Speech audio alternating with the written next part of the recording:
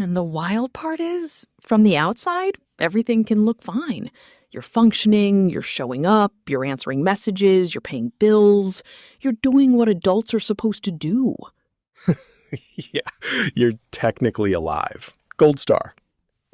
Exactly. But inside, you feel flat, like somebody turned the color down on your life. That's the perfect way to say it. Flat. Like, I'm not crashing. I'm just not really here. So today, we're talking about that feeling. The I'm doing everything I'm supposed to do, but why does my life feel so numb feeling? Which, by the way, if that's you right now, congratulations. You picked the right episode. We're not doing fake motivation today. No wake up at 4 a.m. and become a legend by sunrise nonsense. Thank you. Because if your solution starts with ice baths and gratitude journaling on a rooftop, I'm out. No rooftop, no perfection. Just a completely original conversation about how to stop disappearing inside your own routine and how to make an ordinary day feel like yours again. And stay with us, because the last idea we talk about might be the one that changes everything. It's simple, but it's powerful. And if you're enjoying this kind of real human conversation, make sure to subscribe now. We make content that doesn't just sound good for 30 seconds, it actually stays with you after the video ends. Can I tell you what it feels like? Please. It feels like my day starts before I do. Like I open my eyes and I'm already behind. There's no beginning, there's just continuation. That's such a real feeling. Like you're not starting a day, you're resuming pressure. Yes, exactly that. I'm not waking up into life. I'm waking up into unfinished things. Messages I didn't answer, stuff I forgot, plans I already don't want to do. That's what people miss. Most exhaustion isn't dramatic. It's cumulative. It's not one huge weight. It's 10,000 tiny pulls on your attention. So I'm not lazy. I'm just being slowly stolen. Honestly, a little bit, yes. By noise, by repetition, by automatic behavior, by never pausing long enough to notice what's happening. Okay, but let me ask the question everybody watching is probably thinking. How do you notice what's happening when you still have stuff to do? Like, people still have jobs, kids, commutes, deadlines, laundry that somehow breeds in the dark. Laundry absolutely multiplies in secret. But that's the point. We're not trying to erase responsibilities.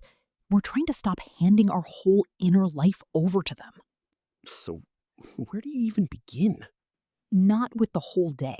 That's too big. You begin by finding where your attention goes missing first.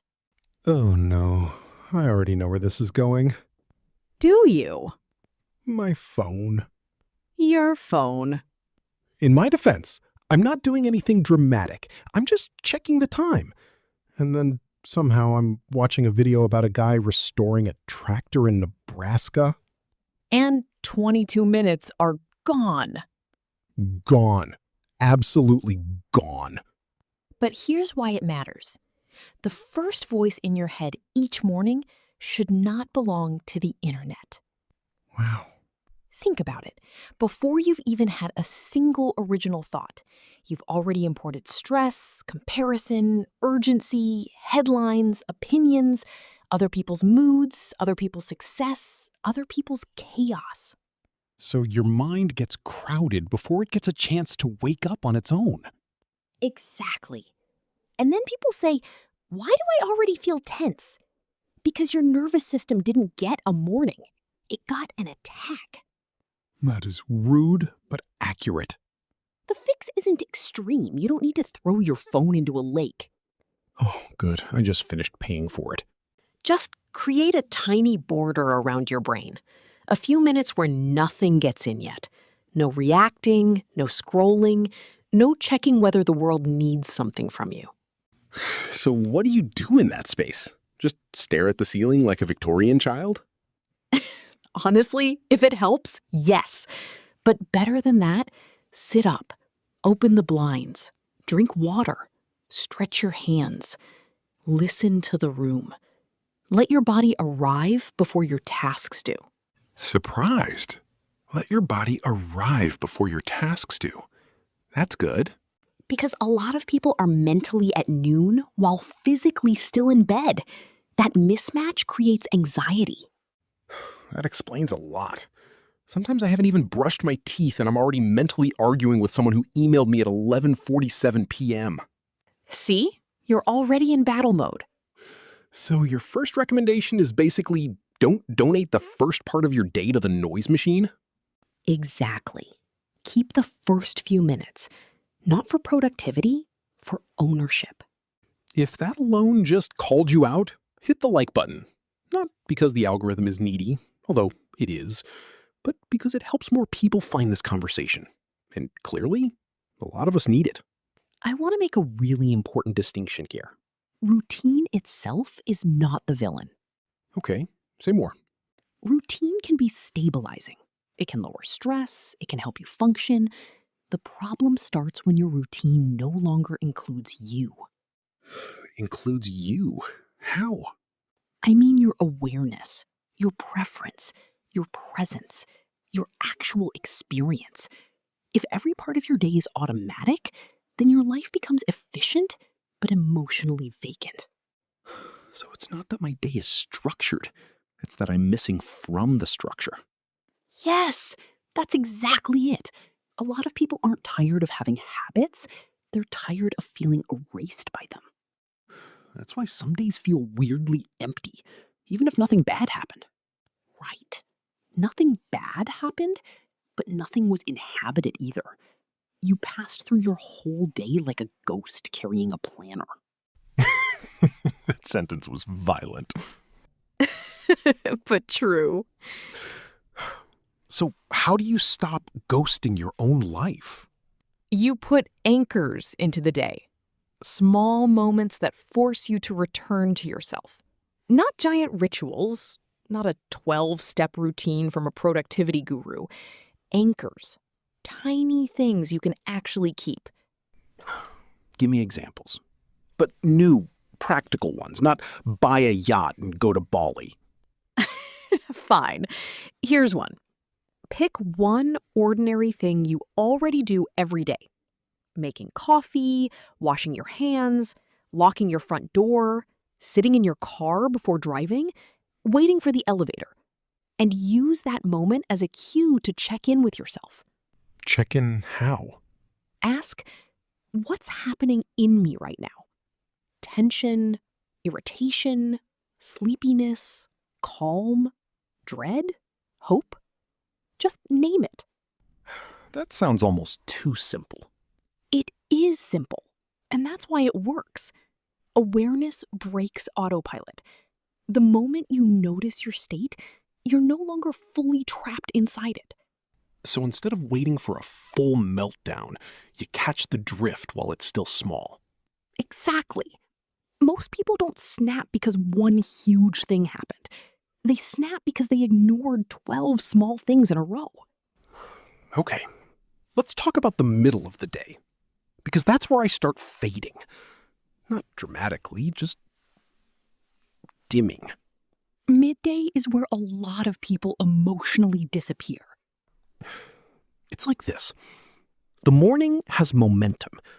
Then I hit this weird stretch where I'm physically present but mentally blurry. I'm doing tasks, but none of them feel connected to anything meaningful. That's a dangerous zone, because when meaning drops, friction rises. Suddenly every little task feels heavier than it should. Even replying sounds good. Feels like unpaid labor. Exactly. And this is where people usually do one of two things. They either push harder or numb harder. Okay. Let's talk about the middle of the day. Because that's where I start fading. Not dramatically, just dimming. Midday is where a lot of people emotionally disappear. It's like this. The morning has momentum.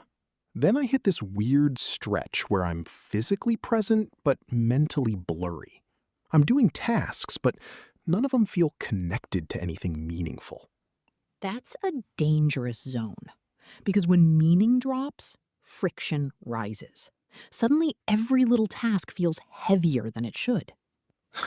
Even replying, sounds good, feels like unpaid labor. Exactly. And this is where people usually do one of two things. They either push, Or numb harder. meaning, Push harder means more caffeine, more tabs, more pressure, more self-criticism. Numb harder means mindless snacking, random scrolling, zoning out, checking apps you don't even care about. why are you in my browser history right now? Because we're all a little predictable when we're overloaded. So, what's the smarter move? Interrupt the pattern with something physical and slightly different. That's the key. When the brain gets stuck in sameness, the body can help wake it back up. Such as? Walk one staircase instead of taking the elevator. Splash cold water on your face.